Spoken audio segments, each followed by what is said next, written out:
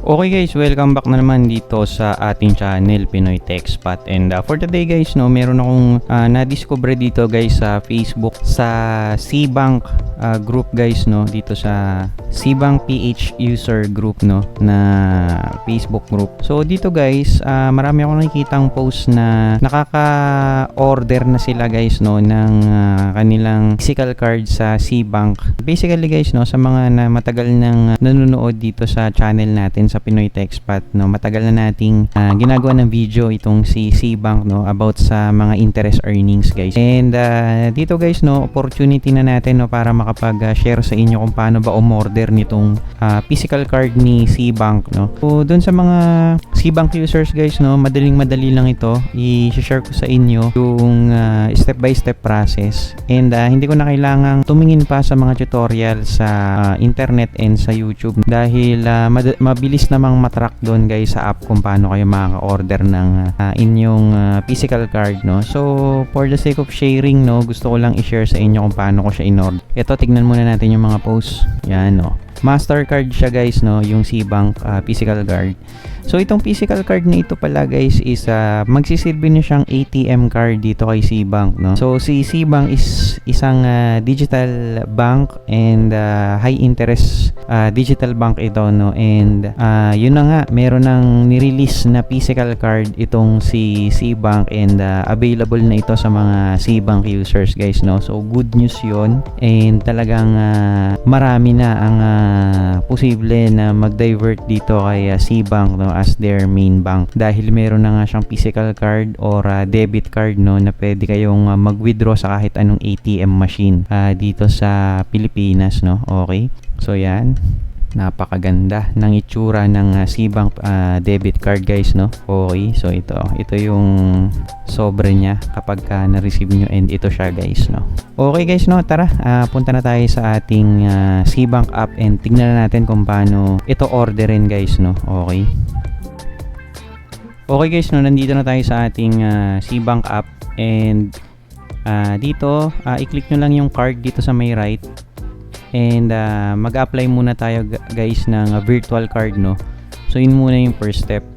Okay, so click nyo lang yung apply and then input nyo yung inyong password, no, for verification. Okay, yan. So successfully created na yung ating virtual card, no. So yan muna yung first step. Kailangan nating mag-create ng virtual card, and click natin yung done.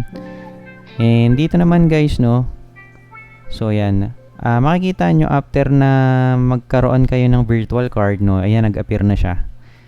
So meron dito nga apply for physical card, no. So click nyo lang yon and click apply. Yan, get your physical card, no. Yan, so click nyo yan and then apply. Okay, so yan yung mga benefits guys ng pagkakaroon ng physical card dito kay Cbank. Okay, so yan yung delivery address guys kung saan ipapadala ni Cbank yung inyong physical card, no. Kung nais nyo namang baguhin yung inyong address katulad ng ginawa ko dito dahil lumipat kami ng bahay guys, no. Yung unang address na nilagay ko dito is hindi na yun yung existing address ko ngayon kung nasan ako, kaya pinalitan ko siya ngayon. Okay, so yan, gumawa muna tayo ng panibagong address, and yun yung ilagay nating address para yun yung pagsesendan ni Cbank ng ating physical card, no. So okay, so okay na yung ating bagong address guys, no. And ito yung isa-select natin para ito yung padadalhan ni Cbank guys, no, ng physical card. And take note guys, no, dito sa pag-order ng physical card may ide-deduct sa inyo na 150 pesos itong si Cbank, no. So yung 150 pesos guys, hindi natin alam kung delivery charge ba siya or may kasama na siyang service fee, no. Hindi natin alam. So all in all, 150 yung ide-deduct sa inyo ni Cbank dito sa inyong main account. And okay na yun, goods na yun sa tingin ko, dahil syempre hindi naman libre magpadala ngayon, magpa-deliver, so kailangan din talaga nating magbayad. And okay guys, no, ayan, order successful na tayo, no. Nag-order tayo last July 13, and intayin na lang natin guys, no, yung na ma-deliver yung physical card dito sa ating bahay. Okay, so tignan naman natin guys, no, kung ano yung mga perks kapag meron na tayong physical card dito kay SeaBank, no. So dito guys, no, kung makikita nyo, dito sa physical card benefits, no, nakalagay dito, meron siyang cashback on store payments.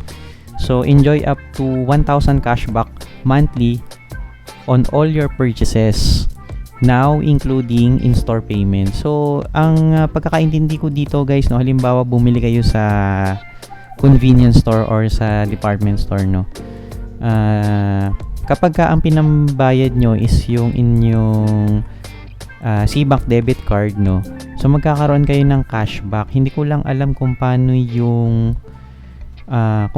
kino-compute yung magiging cashback mo dito, no, pero meron kang cashback na marireceive, no, once ginamit mo yung debit card mong pambili.